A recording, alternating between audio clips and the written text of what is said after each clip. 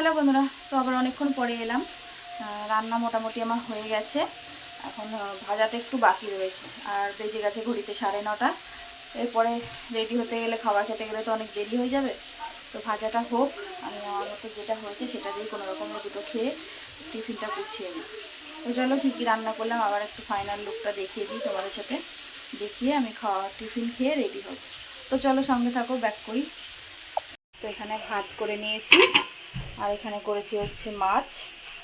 কালকে মাছওয়ালা দাদা বেলাতে মাছ ছিল, বলছে কোথায় নিয়ে যাব তুমি রেখে দাও, তো সেই মাছ দিয়ে গেছিলো, তো সেটাই করে নিয়েছি। আলু দিয়ে পেঁয়াজ রসুন দিয়ে করেছি, আর কোনো সবজি দিইনি। আর এখানে করেছি হচ্ছে চিচিঙ্গা ভাজা। এটা হচ্ছে চিচিঙ্গা ভাজা, হচ্ছে এখন একটু বাকি আছে। তো চলো হতে থাকুক, আমি রেডি হয়ে নিই, পরে আসছি, সঙ্গে থাকো। আর তোমাদেরকে এক ঝলক দেখিয়ে দিই আজকে আকাশের কিরকম, দেখো কিরকম মেঘলা মেঘলা ওয়েদার।